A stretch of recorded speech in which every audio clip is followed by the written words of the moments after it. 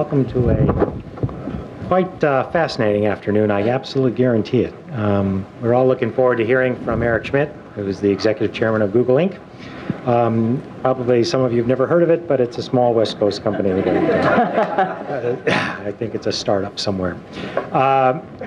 Eric has been the executive chairman of Google Inc. since 2011, but he's had a remarkable history of enormous activities in various sorts. Long ago, he was part of Bell Labs and Zlog Inc. and the Xerox Palo Alto Research Center.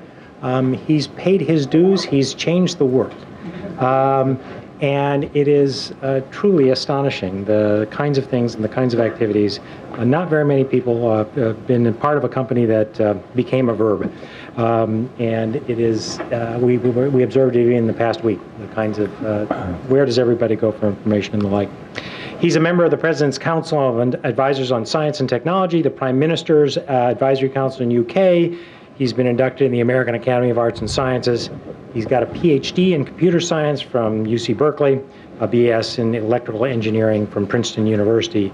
And most important, he's got a spectacular daughter, Sophie, who's a member of our first-year MVP class. So I'm not going to say much more than that, except to note that this is a book that he'll be talking about, or certainly referencing or whatever, The New Digital Age. It just came out in the last couple of days. Now, of course, most of you probably already read it, but if you haven't, I urge you to do so, whether it's in physical copy or one of the other various forms. It is a very big book, and I mean big in the most important sense of the word. It's going to be big in that sense that it's provocative and it will get a lot of attention, but it's big because it will really make you think and think very differently about a lot of things.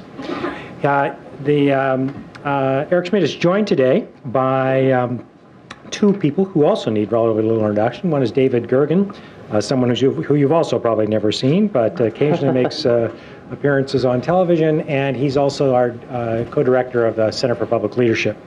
Next to him on the other side is Archon Fung, who's a professor of democracy and citizenship, and his research is very heavily focused on the impacts of civic participation and public deliberation, but he's quite engaged in a set of issues that have to do with, first of all, digital HKS, our own initiatives of trying to get understand and make a difference. Mm-hmm. A transparency project, how do you use technology and other strategies to get much more transparency in government and so forth.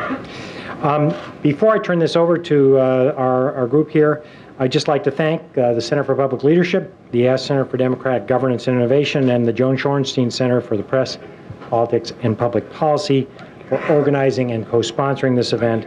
I'd like to again welcome Eric and all of you. Big hand for our guests. Thank you. Thank you, Jim. Great, thank you. Good afternoon. This is an event we had not expected to happen just a few days ago, but here we are, and we're terribly delighted that Eric Schmidt has joined us. I might open with a quote from something that he published about 2.5 years ago in Foreign Affairs. That's a publication of the Council on Foreign Relations. And it was, the title of the piece was The Digital Disruption, and it was by Eric and by his co-author in the book, Jared Cohen. This was in November 2010. Opening paragraph, it predicted that, quote, governments will be caught off guard when large numbers of their citizens, armed with virtually nothing but cell phones, take part in many rebellions that challenge their authority. A month later, the Arab Spring began. With that as a background for the book that he's just written, I joined the dean in urging you to read it. It's a terrific read. I'd like to ask you what inspired you to write it, and what surprises did you find along the way yourself? Well, first, I want to thank the dean and you guys for doing this, and acknowledge, of course, my daughter traveled with us and helped write the book, and she's well credited in the book as well. So she is actually the author of much of this, many of these particular points. Jared and I started this 2 years ago because there seemed to be a gap between what the foreign policy establishment and government was talking about and what the technology world was doing. And whether that gap was a lack of understanding or, frankly, an age bias, or one of these classic sort of generational gap issues, it wasn't clear.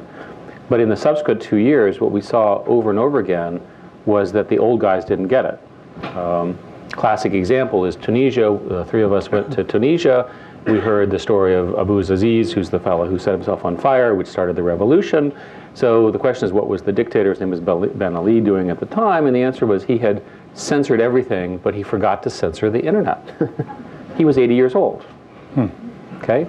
So one advice to him would be, you schmuck, you failed to censor the right thing. When we went to Myanmar and Burma, which of course just opened up a year and a half ago, and there are debates as to why it opened up. Was it brilliant democracy feelings from the generals, or was it conniving and careful self-interest in the face of great opposition? We can debate that. But we learned, for example, that the government had written in the law that you couldn't use email. So they wrote the law in 2004. This, of course, is a junta military government, and they banned Yahoo Mail and Hotmail. Everyone uses Gmail. So we'll take it, It's okay. Hopefully they'll let Hotmail and Yahoo Mail back into the country. Okay. So why did you go with Sophie to North Korea? I mean, after all, you haven't played basketball. No, in fact, I am permanently linked with Dennis Rodman. Yeah. In a way that would not have been a prediction. Yes. Earlier. The conversation came around was, let's go visit the countries that are worst off. So we did a sort of tour of countries that are not countries you would normally go to, but which had very poor connectivity. And by far, North Korea is by far the most worst off. What we found was a country that was bizarrely, I don't know how to describe it. It's a cult in a very bizarre sense. And on the one hand, the impression when you're there is that life goes on, the kids are running around and smiling, people are playing in the playgrounds and that sort of stuff. Of course, there's no air pollution because there's no manufacturing, so the air is clear, unlike China where we had come from. But the thing that is most disturbing is the sense that there's no doubt, that there's no critical thinking, that people from birth are taught that this is the way and this is the only way. And they have because they have no independent source of information, they have no way of understanding that maybe this is not the only choice of organization of humans. And so we also found out that they have 1 million phones already in place with all the necessary infrastructure to turn on the internet. They just haven't turned it on. Technically, this is turning on the GPRS signal. It just takes a little button. So we tried various attempts to get them to turn it on. After we left, they actually opened up 3G roaming. And then 2 weeks ago, they turned it back off again. So I don't know what that tells you. And there are a number of North Korean citizens you thought were sort of clustering up near the border? We were in Pyongyang. Much of what we know about North Korea comes from dissidents and people who have left through the Chinese northern border, because that's sort of the only rational way to get out. You get killed in all the other paths, so you don't make it. And so by definition, they have a particular description of how the country works. So the sources of accurate information of how the government works are essentially nil.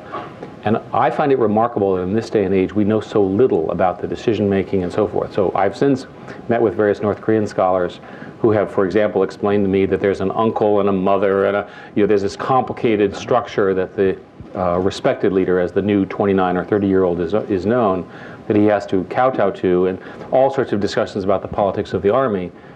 What in fact has happened is this fellow replaced all of the army generals that were beholden to his father upon his father's death by a new set of people.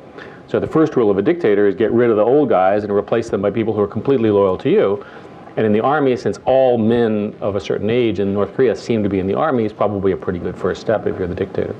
Archon's going to jump in just a minute with a series of questions, but let me deal a bit with the domestic side. Your first chapter, the opening, talking about the life of individuals. That actually was sort of the most promising, the brightest portrait that you painted, how life would change. And you use this just an example: someone getting up in the morning, and how many things would be different from how we're living now. Could you give us a sense of that? And then I had a follow-up question. Well, let's talk a little bit about the future over the next 5 or 10 years for the developed world. And my experience is that people are still sort of figuring out how to use their phones. And so they're sort of surprised when you understand the rate at which this is improving. So over the next 5 or 10 years, these phones will become your personal assistants in ways that you cannot possibly imagine. This is all opt-in and with your permission and those sorts of things. But basically, because these are highly personal, they'll make suggestions to you. So simple ones like, leave now because there's a lot of traffic that'll happen in the next 30 minutes because we can model it and predict it. They will have figured out what the traffic is between where you and where Because you're it can going. calculate and anticipate that using artificial intelligence techniques. That's pretty good.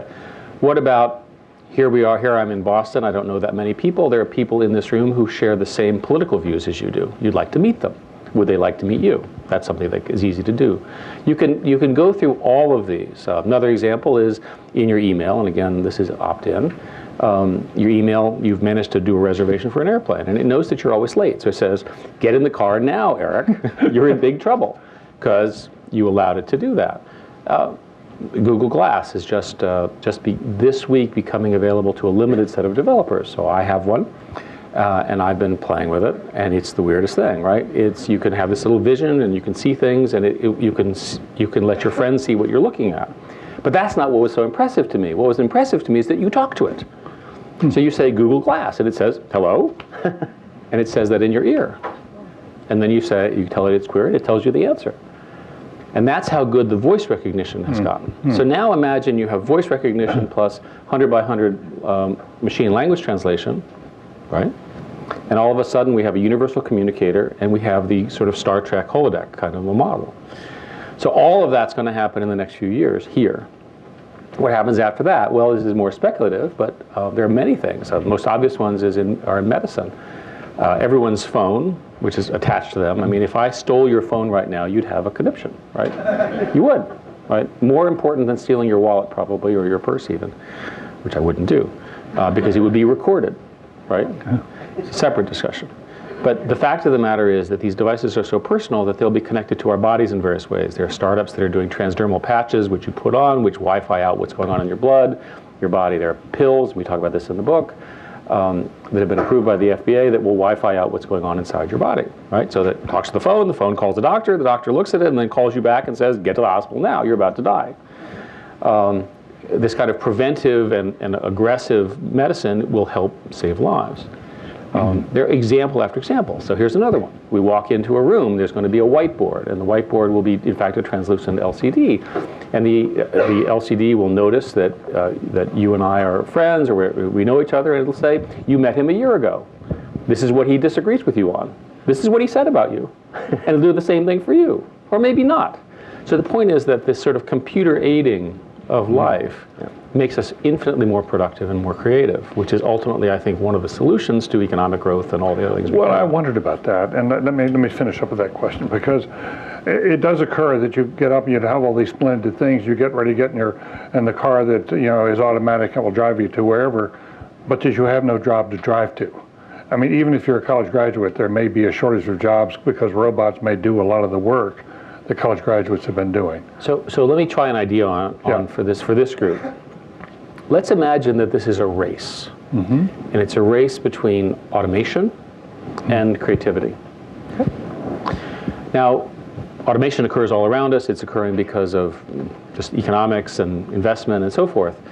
So one of the things to worry about is look at China. China has all of these factories that are currently absorbing a lot of rural labor that used to work in the fields. Its life is much better in the factories than it was in the fields. Those people will be replaced by robots at some point because it will be cheaper to roboticize what they're doing. The answer, of course, is creativity. So think of it as a race. Now, creativity means people coming up with new services, new manufacturing, new solutions to life, new entertainment, and so forth, and figuring out how to make money and grow the economy. How do you achieve creativity? Through education. Sort of what you guys do, right? Or critical thinking or knowledge. So the jobs that are at risk are the ones which that are easily roboticized over the next decade. Yeah, but the early signs are not as encouraging as one might like. Well, that's presumably because the American education system is not working hard enough, or the teaching system isn't working, or whatever, not producing that. People are very creative. And yet they're trapped in these sort of terrible jobs. Let's use self-driving cars. They're not really self-driving, you're driving them, right? So what is the impact of that? Well, maybe it affects limo drivers and so forth. We were joking that the correct thing to do is to put them in Saudi Arabia so they can drive the women around. That was a joke. Okay, solves the problem, right? You know, you guys have a ridiculous rule, we'll solve it with technology. We'll show you how stupid your rule is. So there's lots of things that happen when these technologies come along, but the fact of the matter is the reason that you care about a driver-assisted or self-driving car is because the car will drive itself better than you will, especially if you're drunk. So one of the terrible tragedies in America is there are about 30,000 deaths on highways a year in America. That number, by the way, on a per mile driven is the lowest it's ever been. So everyone's celebrating that. To me, I look at that, that's horrendous. 30,000 families that have lost a loved one. So if the self-driving cars are, a third, 3 times less deadly, think of the number of lives that'd be saved. And ideally, they would be 0. Archon. Good. So I want to join David Ellwood and David Gergen and thank you for writing such an excellent book. So the first thing, one phrase or thought that struck me in the book is that you say that right now we've talked to a lot of political officials, and you're not talking about Ben Ali or Mubarak, but U.S. political officials, and you say, well, they're not that technologically savvy right now, but in 5 or 10 years, they will be. Now, imagine that that's not true, and it might not be true if Google continues to pay young people several multiples of what they could make in government, and it might not be true if the Kennedy School doesn't kind of get it together with regard to the technology and digital education effort. Now, if it turns out not to be true, what would be lost? And one answer may be nothing, because Google and Facebook and Apple will take care of it, thank you very much. But what do you think? Would anything be lost? Well, the question is whether you want government to be more efficient or not. If you view government's job as not particularly to deliver services, but rather to solve various political problems, paying off your supporters and so forth, then the last thing you want to do is automate it. Right? So in your theoretical case, which is clearly not going to occur because HKS is going to continue to generate excellent graduates, et cetera, you could imagine that the current status quo serves the current incumbencies. So technology threatens incumbencies because it makes them more efficient or holds them more accountable. So from a government perspective, governments can now actually measure outcomes. What a shock. So I'm a member of the President's Science Advisory Committee, and we do these reviews. And so this very serious woman came in to present her research on a particular form of medical treatment, that so forth, and she hands out her report. And I said, okay, well, is it online? And she said, no, we're not allowed to do that. Okay, that's interesting, it's not classified. And I said, well, how many people have read it? I said, well, I don't know. So how do you know that your work had any impact at all? Well, she defined her work as producing this report, which was quite well done, that no one read. Okay, now if that's what government is about, then we're not going to be very helpful. But to me, that it's the lie of government that if you believe government is supposed to be efficient, then you should measure government, including all the policy work and so forth. And I would venture that people in this room are going to find their work measured, judged based on influence using new analytics, and it's going to be important for you to be, to be influential, and there'll be a way of measuring it. So much of the way government in America has worked is not particularly rational, right? It was constructed because of lobbying, or because people made a contribution, or because of some company interest or so forth. Yeah, good. So there's a lot of great tensions in the book, and one of them is between marketing and collective intelligence. And you have this kind of 2 long discussions that kind of go in different ways. And one long discussion is about the danger of clever marketing on the internet that will spread out either false ideas or set priorities that are the wrong priorities. So Coney 2012 may be an example of this that you discuss. So that's one idea. And the second idea is that, well, what the internet really does is get good information, true information out there that allows, in particular, people to hold large organizations and governments accountable, right? And so those kind of go in 2 different directions. And so the question is, well, which is it? And then what can we do to torque the internet on a trajectory so that it tends toward more truth, less marketing and misinformation? This, of course, is a core question. Google has a straightforward answer, which is this is a search problem, and we should rank these things correctly. So, but let's go through a fictional scenario involving, assume that smoking was just discovered to cause cancer, and there was a big debate. And again, so take us 50 years ago, but apply all the current information technology. So if you look at history, what the smoking companies did is they engaged in extremely aggressive marketing around the fact that these were falsehoods, that there were plots, that the government was out to get them, and so forth and so on. They would have played those all out on the internet. And it's in their financial interest as capitalists to mislead their customers to think that this scientific information is false, right? So they would do it, and they would do it aggressively and so forth. Meanwhile, these scientists who are sort of kooky anyway in their little white suits would say, no, that's not true, this whole wave is not true, and they would call up their friends and so forth, and they see people are dying, and then the healthcare profession would get its act together, and then eventually people would write this, and eventually it would sort itself out. Now, the quicker that fight occurs, the quicker we get to the answer that we want, which is, of course, smoking does cause cancer. That little scenario, which I picked precisely because it's not current, is being played out today in enormous numbers of ways. And the ones you want to be careful about are the ones where there's a vested interest in lying. So who has a vested interest in lying? Okay, a fair number of people. Dictators, political people who want to sort of bend the truth to get reelected, corporations who don't have standards around this sort of stuff and where it's legal to say whatever you want. So my conclusion is check another source.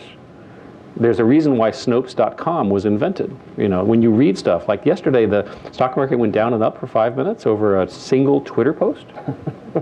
Didn't they like check another source before they sold? Is it so powerful that a single sentence can do that? It's extraordinary. Yeah. And it's just a password hack. Just a couple more questions and then we'll open it up. One great insight and image in the book is of not one internet, but many, many internets. And so there's a description of the halal internet created by attempted to be created by the Iranian government. And then you imagine kosher internet. But then there are also internet, you might think of the American internet as a specific internet that some might say is a ad-driven internet, or and then you might think of the European internet as a privacy-protecting internet. So the question is, two questions: who's got the best internet, and then how can we learn from these different internets that are emerging in order to ourselves create the best internet? The most exciting announcement this week was the Iranian announcement that they're going to do their own Google Earth. And this Google Earth will omit Israel. This is real progress, right? That was facetious, guys. Do not tweet that out. Do not tweet that out is what I actually believe. That was a joke. Sorry. Okay. I mean, what craziness is this? Yeah. Right? These guys are crazy, right? You delete a country because you don't like it on the map, right? And yet this is the kind of thinking that goes on. So I use that, it's both true, but also kind of farcical.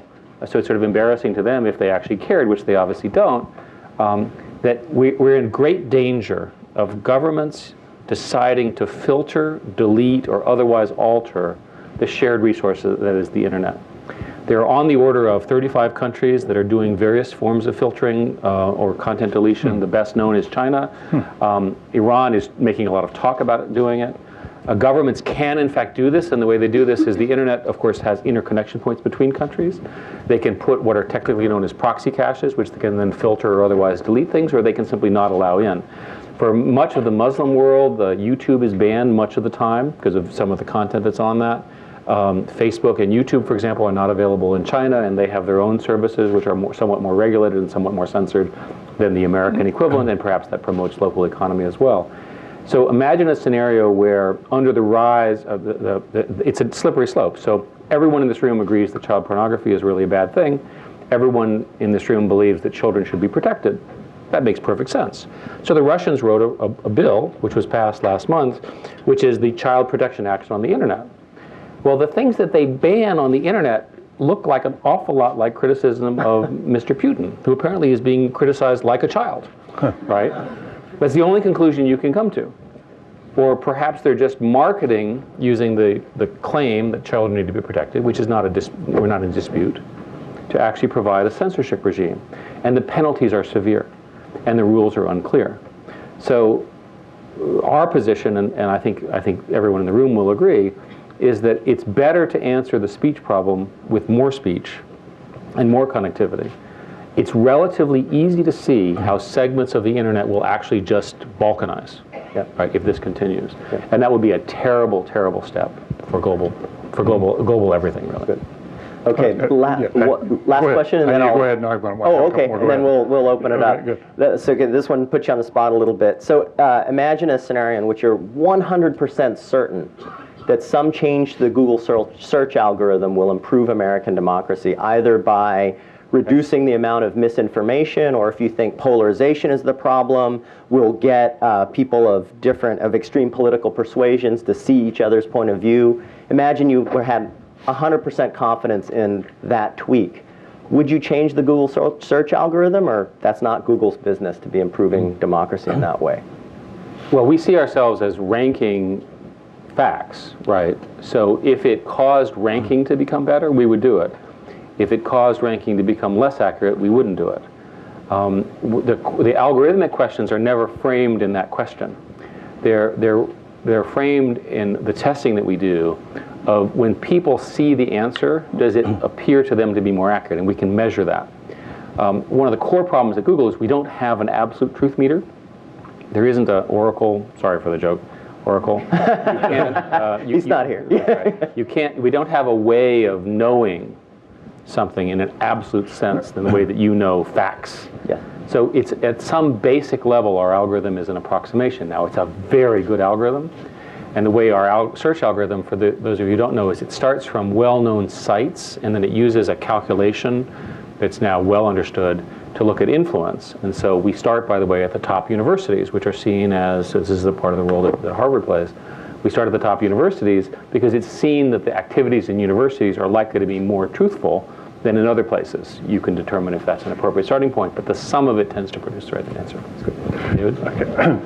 As you know, we have a tradition that we don't sell books at an event like this, but we do encourage people to find books. And so we've taken an idea from the Huffington Post, where how you can get a book. Eric has signed 10 books, all right? And what we ask, if you want to get a book from Eric, you can write a response to the following set of questions and send it in. The best 10 responses will get books, okay? And this is what, in the book, they predict, he and Jared predict that there'll be about 5 billion new connected people online here in the coming years. And so the question is this, as you think about the next 5 billion to come online, what makes you excited? What scares you? What changes do you foresee in the near future that could pose the greatest threats to our security, as well as the greatest opportunities for freedom and connectedness? Take any of that, write something up. You can be among the top 10. Send a short response to this email address. We'll give it one more time before we leave. cplidea@gmail.com. And you can have your own. This is not Yahoo or Hotmail. Yeah. And by the way, in the book, we start with I think perhaps the most important point, which is in the next 5 years, 5 billion people are going to join our conversation through the advent of these smart web browsers. It's going to be a wild ride. It's going to be a wild ride. Now, I want to have one short series of questions regarding national security, and then we'll open this up. I came back from a conversation earlier this week, I'll get that, thank you, with several former Secretaries of Defense here in the United States. They shared some very deep concerns about the national security picture. There were 3 that were very much on their mind. One was what they felt was a growing danger of terrorism, as there are new terrorist cells and havens in North Africa.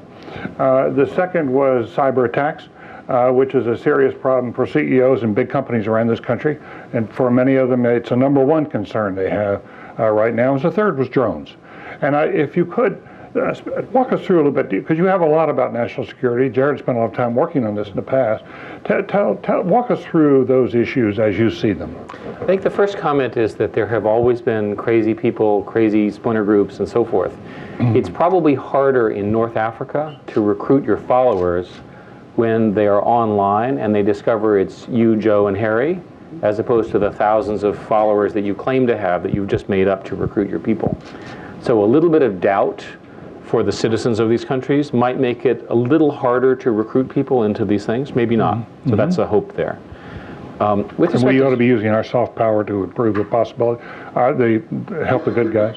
Absolutely. Yeah. Right. But independent of what we do, they're going to get connected because it's in their interest to do so. Right. And as long as their governments don't completely balkanize the net, those people will have access to information that will give them an alternative view as to whether they exercise it or whether they get radicalized. That's a question for you all to debate. The second point you asked was about cyber war, and I think the current state of cyber threats, if you will, are that China is one of the countries that are doing it, but there's evidence that others are doing it as well. There's evidence that Iran is doing it. There's evidence that Russia is doing it. There's evidence that Israel is doing it. There's some of the Western countries, and there's certainly press reporting that the United States is doing it. So it's certainly not just a Chinese problem. The Chinese attacks have been primarily of two kinds. One is intellectual property theft, which is what Google went through a few years ago, and the other is sort of testing, seeing how far they can go. Nobody knows what the next step is. It's perfectly possible, for example, that the United States and China can have great cooperations on many things and then have this little cyber fight that's sort of perpetual. So you have a war going on in the virtual world. You have a virtual war, but not in the physical world. Yeah. And so one of the sort of thought experiments is you go through the Dr. Strangelove scenario, where you have the crazy general in China who's having a good time with his cyber war, and all of a sudden he takes down the water system or the power system or the electric grid of one key part of America by mistake. So then you go through, okay, so the president of China calls up the president of the United States and says, oh, sorry, we were just kidding, he wasn't authorized to do that, on a program that they've denied they ever had. So you can play these, it's worth, and I think you all should spend some time thinking about it, go through the game theory of what happens in these scenarios. Nobody, I think, has really thought through what happens when the virtual stuff that's going on leaks in by force, by accident, or other reasons into the physical world, and then how would we respond? I don't know the answer to that. In drones, we do talk about drones in the book at some length, and it's obvious that drones exist, even if the US doesn't talk about it very much. It's obvious that there will be other countries that will have drones that are militarized, and there are a huge number of moral and ethical issues around their use, how do you hold people accountable, and so forth, which have been heavily debated. The digital component of this is the democratization of everything. Mm-hmm. So the democratization of manufacturing, of information, of television, of media, also means the democratization of drones, right? So at that point, you have a question of regulation and access and so forth. How would you feel if your neighbor had a drone and you didn't like your neighbor? That sort of question. In America, there are in fact rules about that, but there won't necessarily be rules in every country. Yeah. But the dilemma that seems to arise is, and you see this as a civil libertarian, that the only people in this country right now who have the capability of really holding off cyber attacks are in the military, especially the National Security Agency. And the people who are best equipped to handle domestic terrorism, especially with weapons of mass destruction, are again the military. And we've had a tradition since Reconstruction of keeping the military out of domestic affairs, called posse comitatus. But yet, if the only people who can really protect you, how do we strike that balance? Because there's going to be a natural tendency to say, well, let's bring the military into this. And there are privacy questions that arise on that, questions of balance of power, questions that are pretty significant. In general, I think these questions have not been resolved, as you pointed out. I can tell you that when you're attacked in cyberspace, the law requires you to call the FBI. So you call the FBI, and a very nice FBI agent comes, and they immediately call other aspects of the federal government, which include the NSA and other aspects, because that's where the competency is. Right. And I think that's where we are. I think the reality is that there will, in fact, be various low-grade kinds of cyber crimes for a long time. We're working very hard to strengthen our defenses, and I suspect that people like the FBI and so forth will have significant growth in those areas. To express a little bit of caution here, people are working extremely hard to strengthen the critical infrastructure of America. So the reason people like myself talk about electric grid attacks or banking system attacks is to make sure that everybody is talking about this, because the way you solve these problems is not by secrecy, but rather by talking about it. Because people say, oh, I forgot, I have a computer over there that's unsecured. In the book, we actually talk about an idea from Craig Mundy that you would, in fact, the ISPs would take a computer that was known to be sort of infected and quarantine it virtually. That the legality will ultimately require that. Because we can't have rogue computers in the same way we can't have rogue humans wandering around these networks with being infected and being used by other people. Let's open this up. There are 2 microphones here. If you please identify yourself as you come to the microphone. Or are you going to hand these out rather than coming to the microphone? All right. And if you would, as we do with all Kennedy School events, 1 question per customer, and a question ends with a question mark. And please identify yourself. Hello, so my name is Luis. I am a student here at Kennedy School, graduating in May, very soon. And one thing, what you were talking about was that when people join the conversation, when they collect information, they collect knowledge, and they use tools like Google to understand and categorize the knowledge, or Wikipedia to find a common ground of a certain version of knowledge. It's one thing, but another thing is having the access to the data a great company like Google has, or other companies like telecommunications companies and so forth. So one of the ideas we've been debating here at the Kennedy School is the idea of a data commons. So I would just like to hear what you think about it, if it's feasible, what the advantages for companies like Google and so forth. How would the data commons work? With people like Google joining it up with other huge companies and sort of giving up some of the market advantage, but at the same time trying to find some common ground. I can't imagine that our users would want us randomly contributing information about them, their patterns, and so forth to anyone, let alone a data commons. Right. I mean, well, they opt into Google services, so they could opt into data commons. I cannot. I mean, again, I understand the idea is a clever one, but I can't imagine that our customers, the end users, would be okay. People are already concerned. They want to make sure that their queries, their usage patterns, or so forth.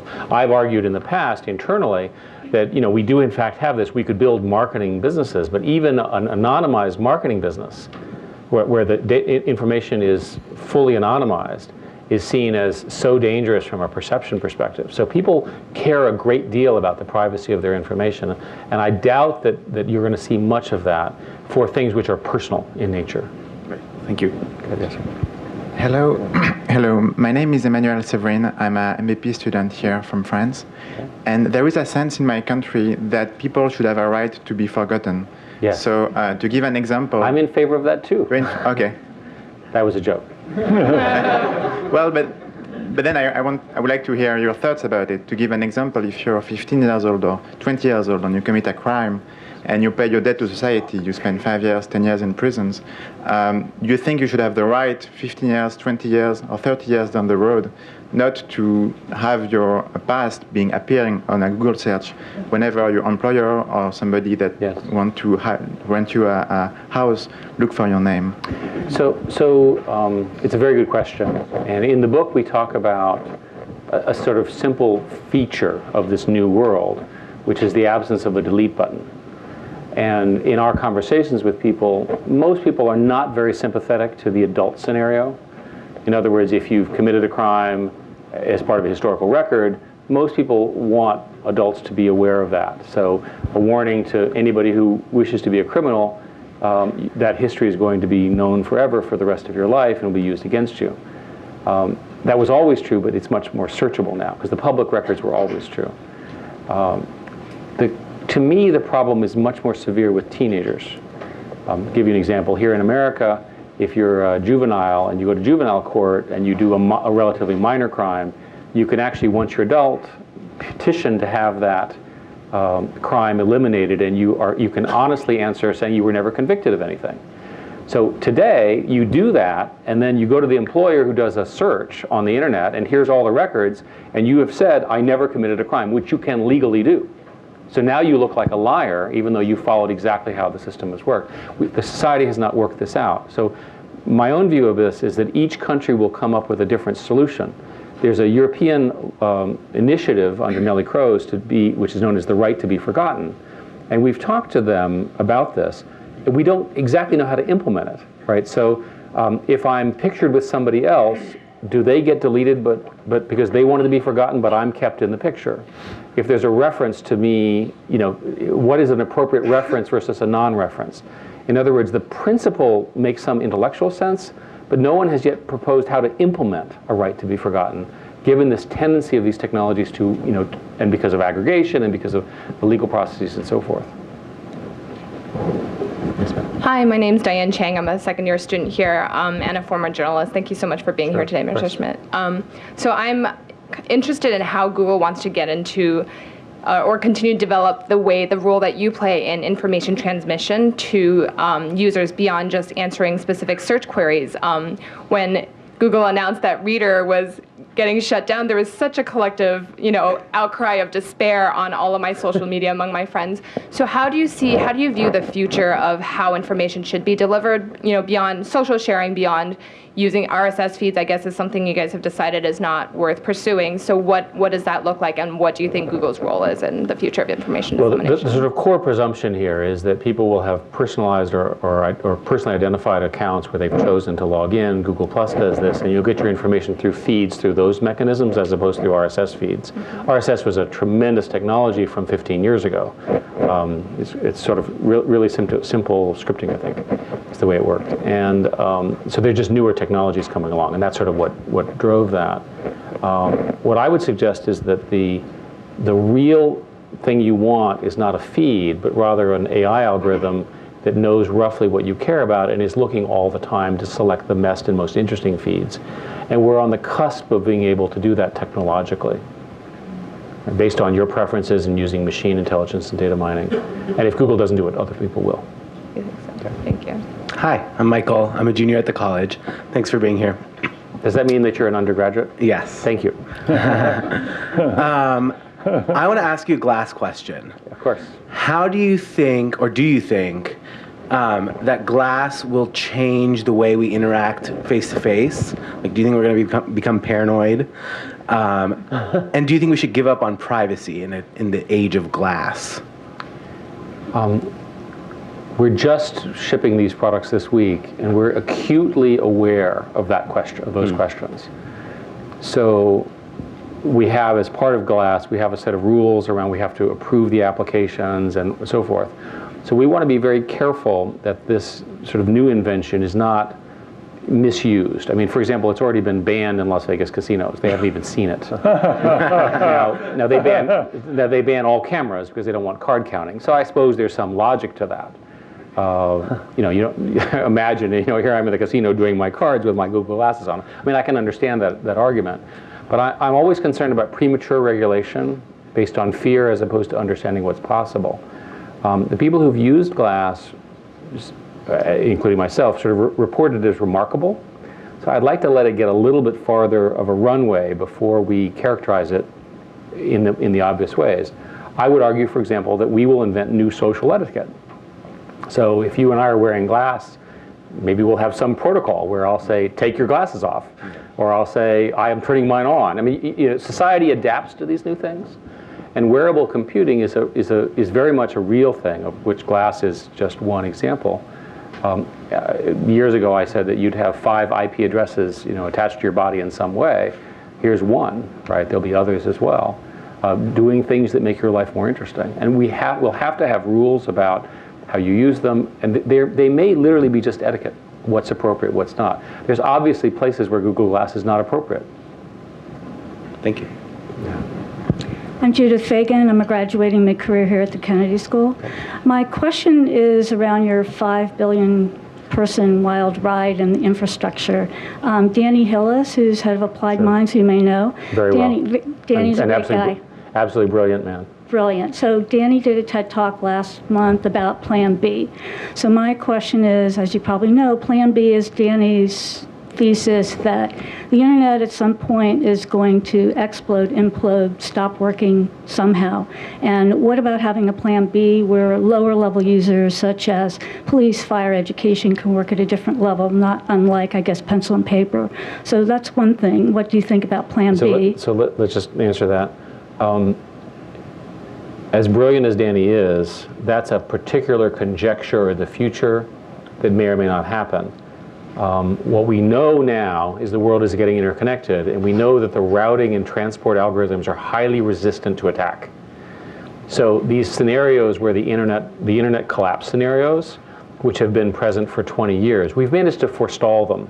So for example, 10 years ago, there was a great debate that the DNS servers, of which there were 13 at the time, would somehow be attacked simultaneously, the namespace of the entire internet would fall apart and everyone would die. right, or some variant of that. Well, there were many reasons why this scenario was false, but in fact, the conversation spurred them to change the number of DNS servers, harden the infrastructure, and make it pretty much impossible. If you take a look at the way in which cookies and various certificates are written in browsers, there's a browsing hierarchy of permissions, and they have a collapse point, which is that there's a senior node. So algorithms have been changed more recently so that you verify that, so that you know you're not collapsing and that no one has stolen it. There was a famous Iranian, maybe a graduate student or maybe the government, who took over the country of Denmark for a short period of time by rerouting all the certificates through Iran, right, fixed in the browser. So there's examples like that over and over again. So I'm much more skeptical about these broad claims, because I see the human ingenuity. The internet has resisted every form of attack, including from governments, for 45 years. Well, that takes care of the second part of Go the ahead. question, because the second part was going to be, if Plan B was feasible here, couldn't that be Plan A in the developing world that perhaps would give them a more level playing field and better access? So there are teams that are building peer-to-peer internet scenarios that go something like this. You have a phone and I have a phone. He has a phone, she has a phone. We can now do multipath routing, right? And we can essentially have our own internet, which is not controllable by the telco or the state. The chips in the phones are frequency agile enough now that you could actually do this if you can steal enough frequency to do it. In some countries this is illegal, in some countries it's legal.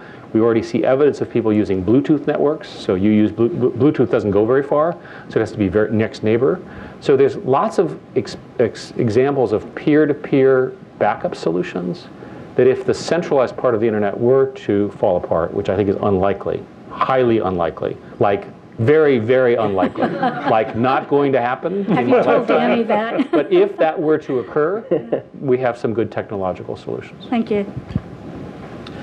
Hi, my name is Brandon Moore. I'm a second-year student here at the Kennedy School, and really appreciate your remarks. I have a BS in electrical engineering, and I'm a tech nerd, so I really closely follow your activities at Google.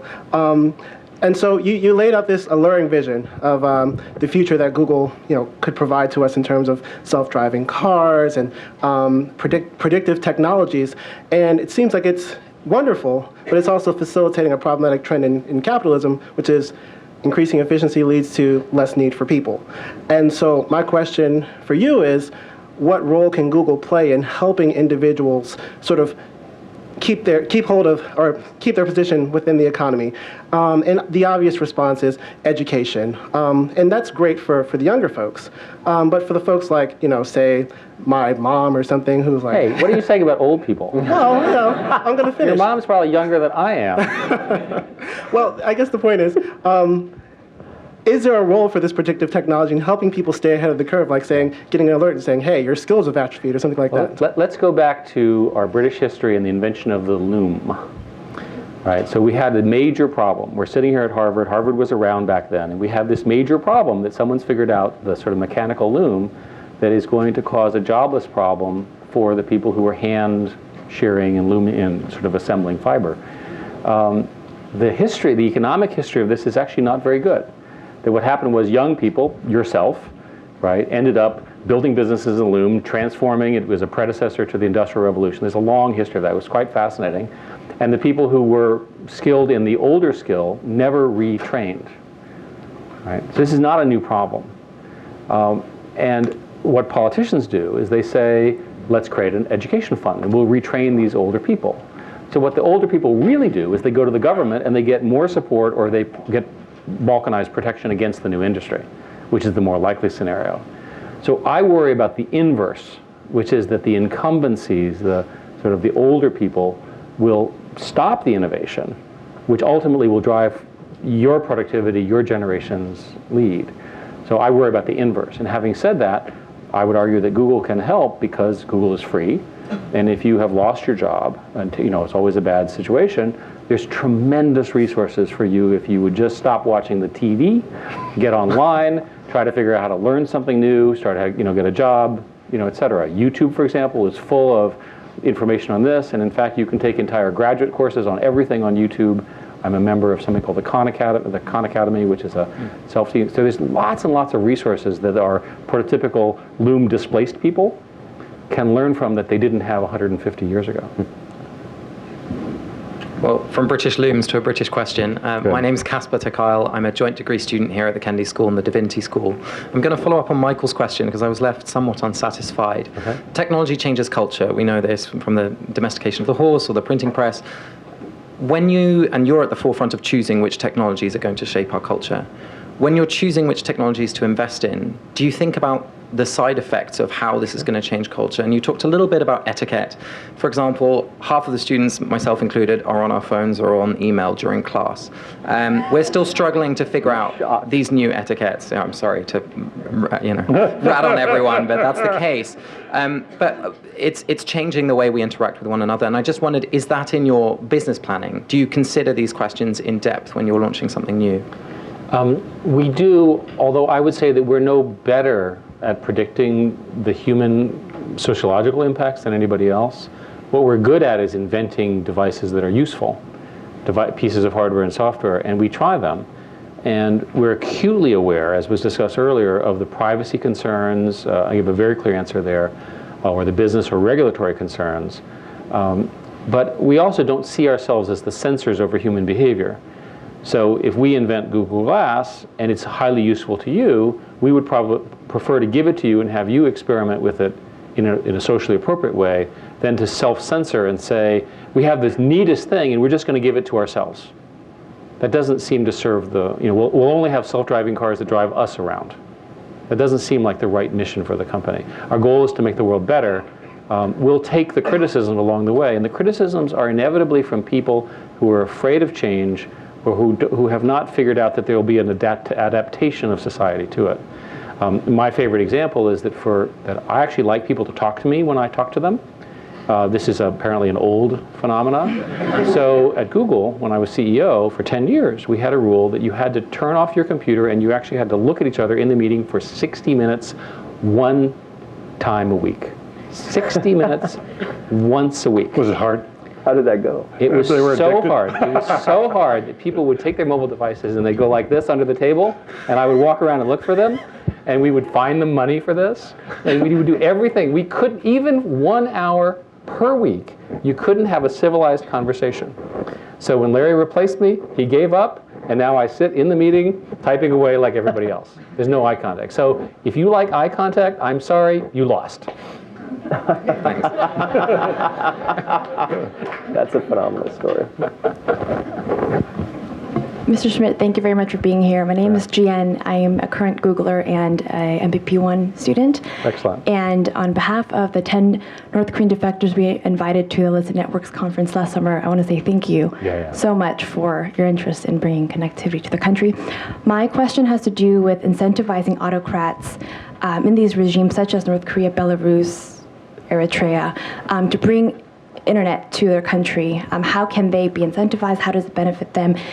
These are, as we all know, autocrats who depend on closed information borders.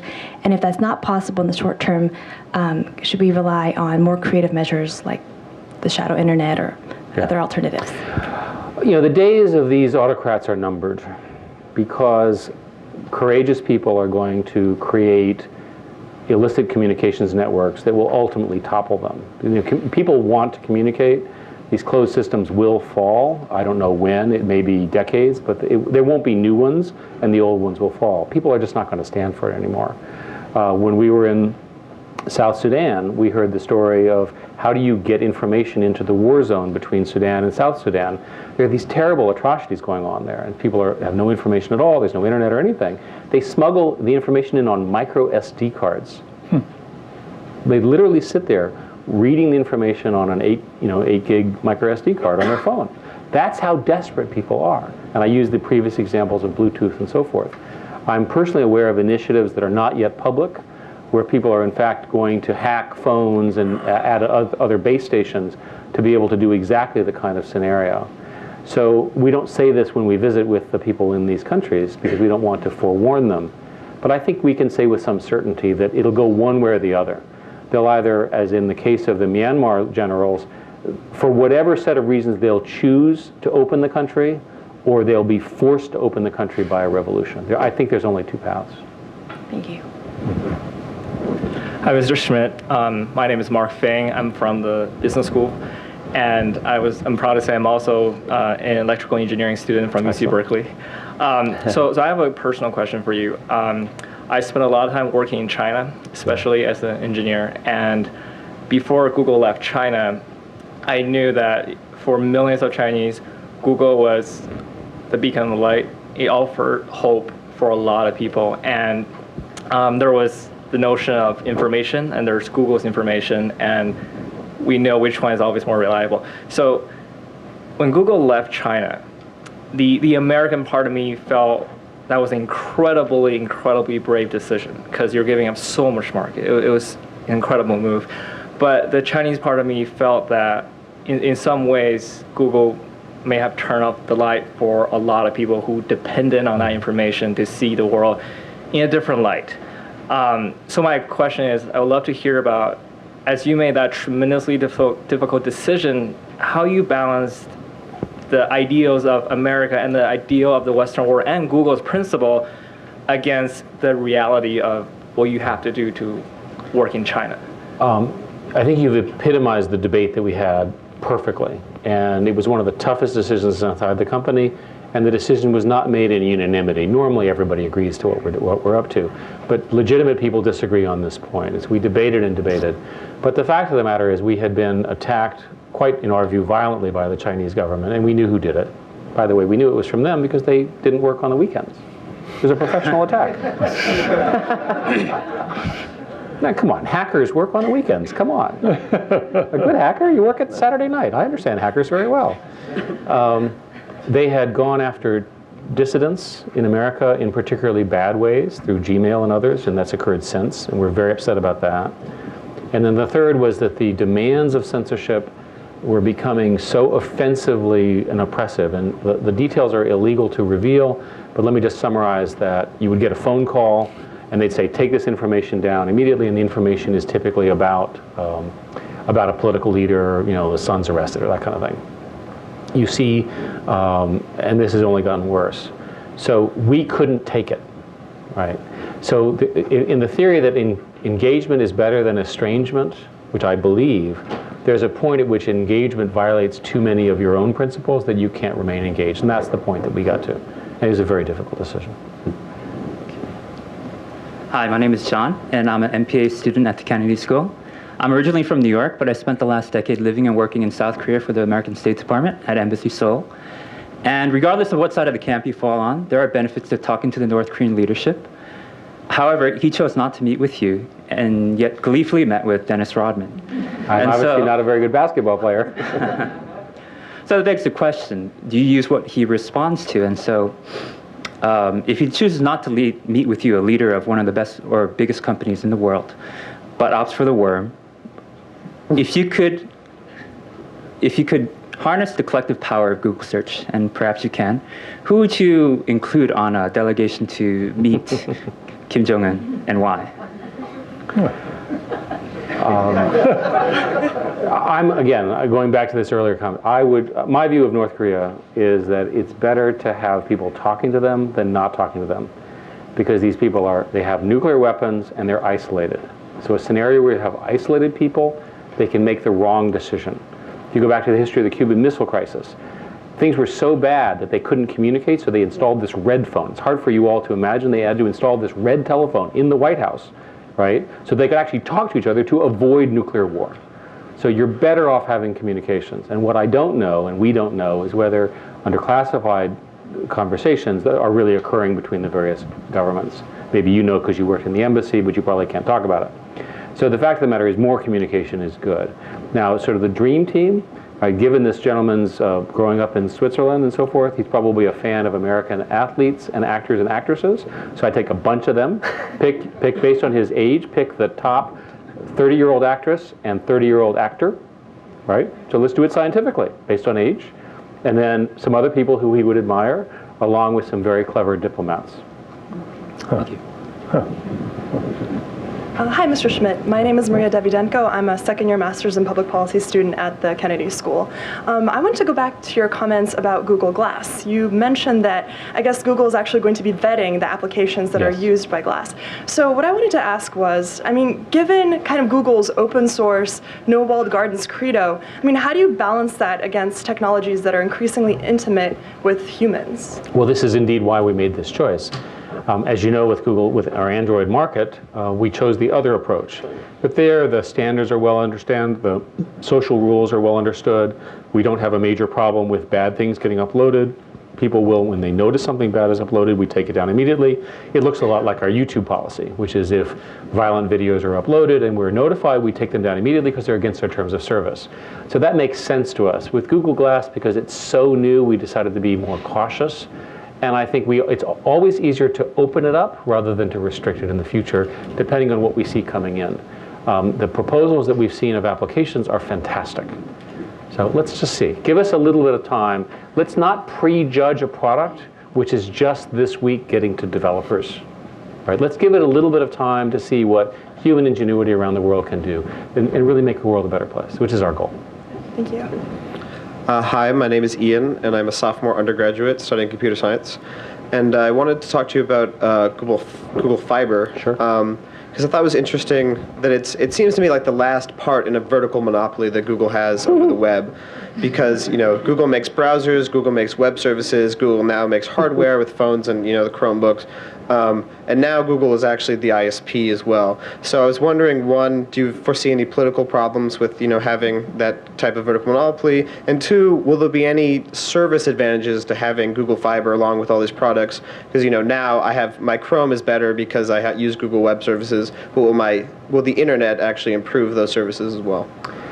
It won't surprise you that I disagree with your framing of the word monopoly. If I could rephrase your question without the word monopoly, I would answer it by saying that we did the Kansas City experiment. We've now added 2 more cities, which are Austin and Provo, to show that it's possible to build capacity unconstrained, volume unbilled, gigabit internets that go right to your home. And you as a computer scientist understand that you would move to one of these 3 cities because the bandwidth from your home to the data center is equal to the bandwidth from the terminal that you're using to manage the servers that you're programming on. Right. I mean, to me, this is like the neatest thing possible.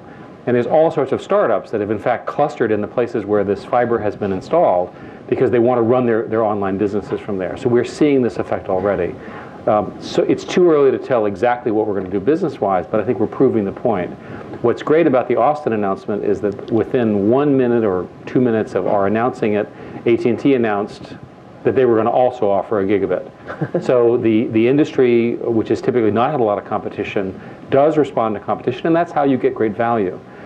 With respect to the other aspects, if you look at Chrome, we work very hard to make the web faster, and in fact our DNS servers, which you understand what those things are, and so forth, serve everybody equally. We have a Google Fast Internet project, which actually speeds up all of the access to the internet, not just Google.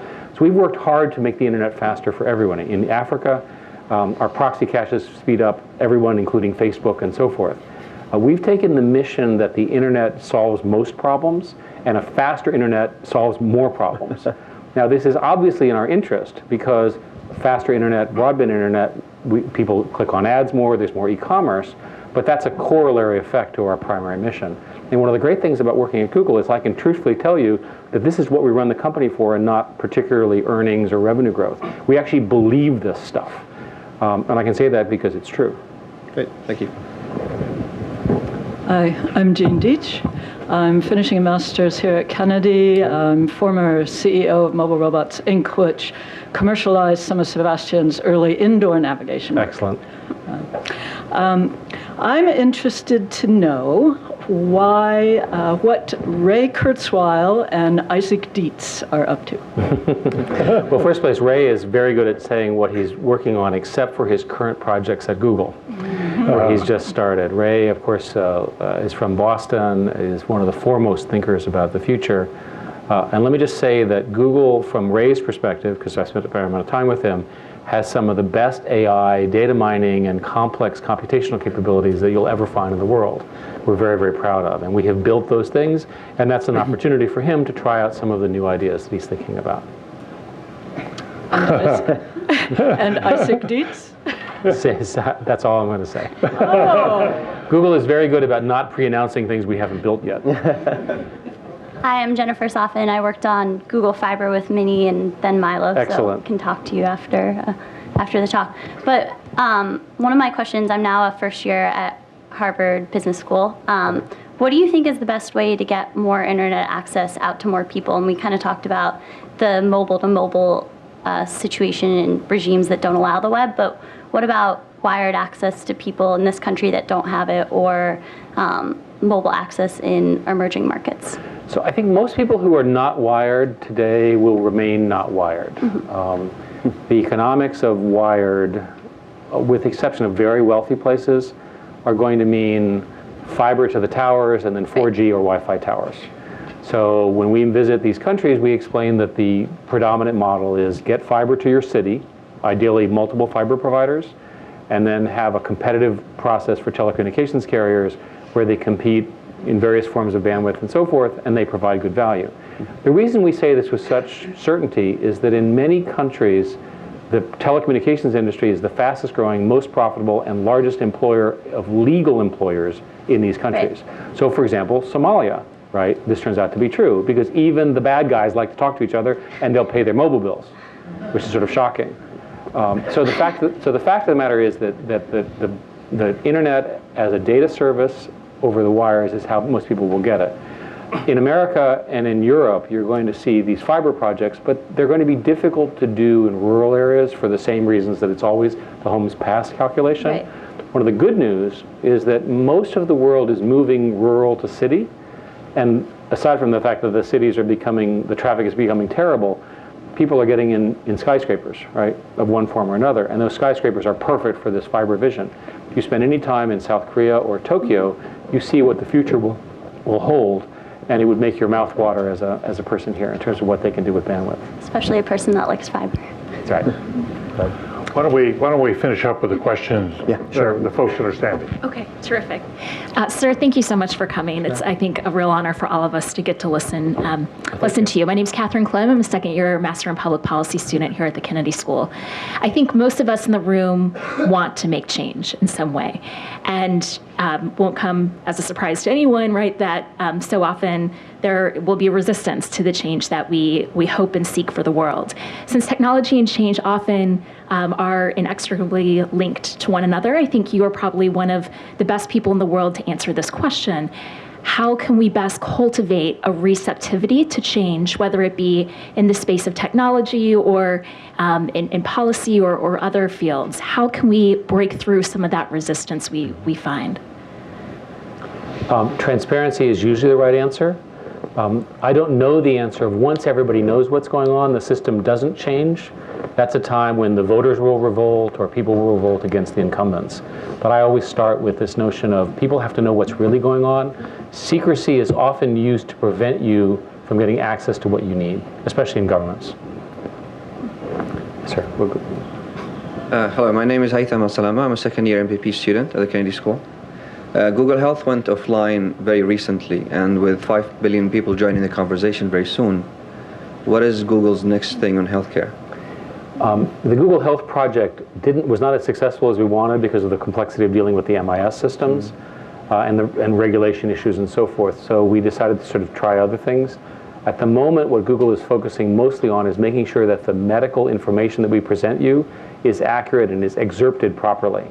So if you type in any form of medical disease or the name of a medical disease, you'll see now a medical one box which will actually come up from legitimate sources and tell you a little bit about it and point you.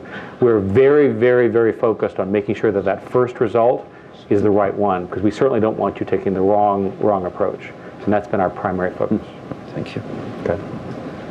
I'm Tuan Nguyen. I'm Associate of Sovereignty Center on Press, Politics, and Public Policy, Kennedy School here, and board member of Boston Global Forum. And how Google contribute to reduce terrorism in the world today. I would like to know that. So how can Google reduce contribute and support to reduce terrorism in the world today? Terrorism. Yes, reducing terrorism. I think my general answer is what I answered before, which is that giving people choices of worldviews, doing automatic translation so that you see not just one language but everybody, you see the sum of the world's knowledge and not just the knowledge in your own language, you know, the obvious ones, Arabic to English translation, Chinese to Arabic translation, that kind of stuff. That's probably the biggest impact we have, because it allows people to have doubt, to see choices, to form their own opinions. And I think that's probably the biggest thing that we probably do. Hi, I'm Avner. I'm a mid-career here in the Kennedy School. And over the last year, we've heard several heads of state in this school, and I think you were the most powerful one. That's very nice to hear. And my question is about that. Google has immense power that in the past only belonged to governments. And most of the stuff that you have discussed is not about technology, but about policy and about taking care of the people. However, you're not an elected official. So how do you balance that, and where do you take your responsibility from? And is there a limit to the power of Google should have, or other companies like that? Well, I try to remind people that we are not a government and we don't have guns. And I think the power and the arrogance of my side of the world is limited by the pistol, right? That ultimately governments can stop the forces that we are talking about by imprisoning our employees, by imprisoning our users, by shooting people and with tanks. So ultimately, I think the trump card is on the government side. Now, that's obviously an extreme case. But the fact of the matter is that our employees are often at risk for imprisonment over some of the things that we do. And we're willing to risk that within reason because the principles that I'm articulating are so heartfelt. The legitimization question is really a question of how does capitalism work? We are fortunate that we sort of run the company under these set of principles, and the company itself has the economics to do this reach, so we can fund these things. And we get a chance of playing at it. But I can tell you on the other side, we're also the recipient of an enormous number of subpoenas, regulatory requests. We have huge government relations activities. And my frank job and most important job as executive chairman, now that I'm not CEO, is in fact working with governments to make sure that they don't do anything stupid. Right? Because what will happen is a leader will see a problem and they'll make up a solution which is either the wrong solution, not technically possible, or does not achieve their ends.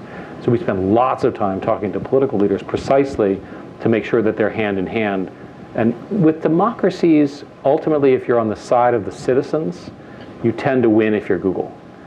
It's the non-democracies that are the problem because they're not responsive to what consumers want. They're responsive to what the leaders want. Sir. Hi, thank you for coming. My name is Kevin Prager. I'm a mid-career MPA student here. Good. Normally I'm a tech evangelist at NATO. Excellent. But I'm going to ask what I think is a somewhat challenging question. You were talking before about, I think it was cotton industry jobs that had gone the way of the dodo. And I wanted to ask is, just as a symbolic question, is investigative journalism the next cotton industry job? And if it is, or if things like that are the next cotton industry job, don't the internet giants have a responsibility to help plan for the disruption that they help cause? We, and David and I have actually talked about this in other forums, I'm very concerned about the loss of investigative journalism in our country, especially at the state and local level. I think it's fair to say that no matter what happens, there'll be lots of people studying what Washington is doing, maybe the big cities, maybe Boston, et cetera. But there's a lot of parts of the country where the role of investigative journalism is now largely over because the economics don't work anymore. Mm-hmm. And the term of art is that we're trying to take analog dollars and replace them by digital pennies.